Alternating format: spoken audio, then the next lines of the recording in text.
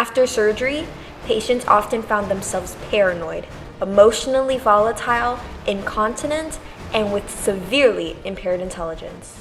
Sometimes they became disabled or brain dead, and other times they were just dead after all.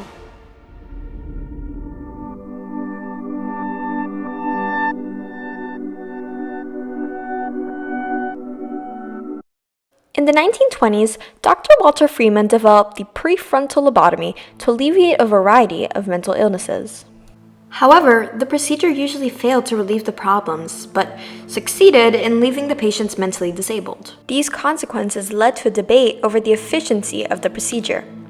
It was eventually discontinued and successfully replaced by psychiatric medications.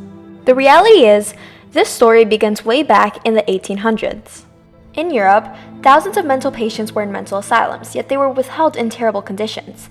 They were beaten, handcuffed, malnourished, and no one was doing anything about it. This is when Dorothy Dix stepped in. She started to bring asylums to the United States, but her goal was to have way better living conditions, and it truly did work, asylums even receiving government funding. But that eventually became the problem. They were too good to be true. Patient after patient entered asylums with relatives being promised a cure to their mental illnesses. With the overpopulation, pressure, and low technology, there was no way doctors could have come up with anything. So they tried everything, from wet shock to chemically induced seizures, until none of it seemed to do the job.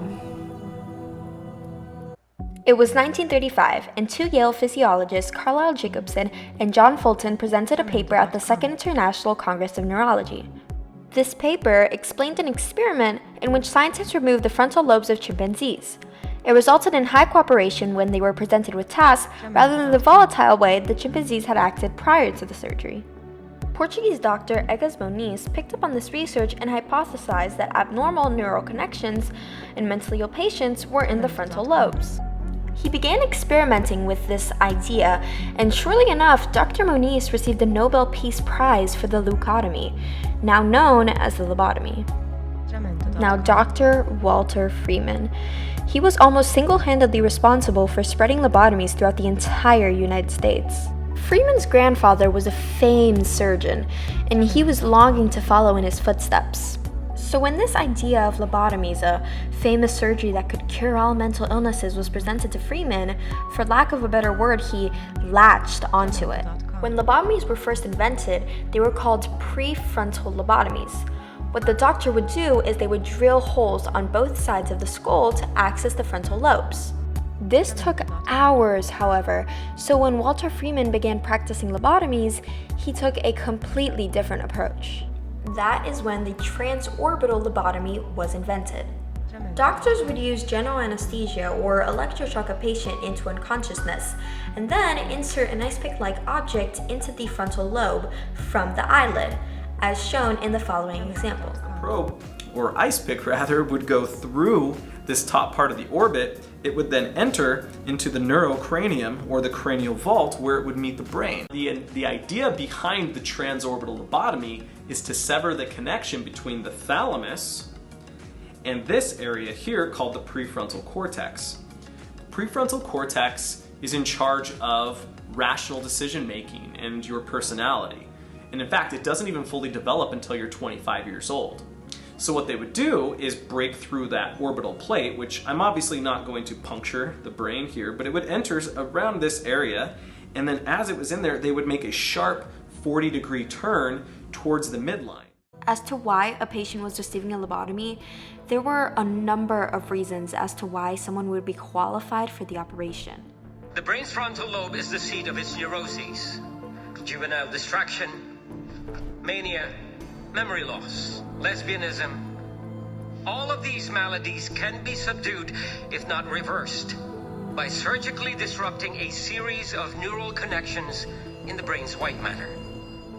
Eventually, this practically became a game for Freeman.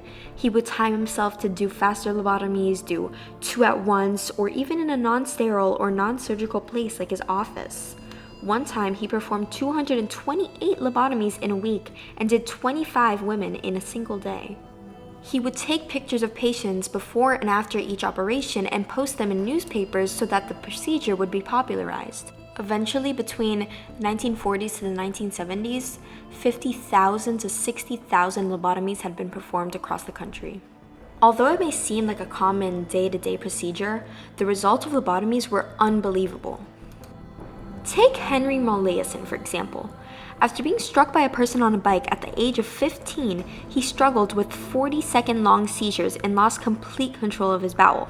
After going through a lobotomy, he lost all abilities to form new memories. The worst thing is, for this surgery, this wasn't even counted as a major consequence.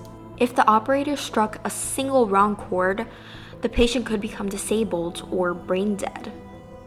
Not only that, but patients who weren't externally affected were said to feel odd or out of place for the rest of their lives. I've always felt that something was taken from me, that there was a piece missing, because my life has never gone well. I've had trouble almost all my life, either in relationships, almost anything I did, work, relationships, money, people caring, people understanding, family, and having the family I wanted to have, I still want to have. We're not close, you know. I guess a lot of families aren't, but that's not the way I wanted it to be. And I'm not sure that we're not close because of the operation or things that transpired between all of us, but that's the only thing I can come up with, because that's all I've lived. The efficiency of the procedure began being questioned, and lobotomies were slowly going out of practice, not only because of the debate, but also because, in a long-term effect, psychiatric medications were being produced. This could range anywhere between antidepressants to anticonvulsants. On February 1967, Freeman performed his final surgery on Helen Mortensen after accidentally killing her during the operation. In the United States, lobotomies have been officially pushed out of practice and replaced with drugs.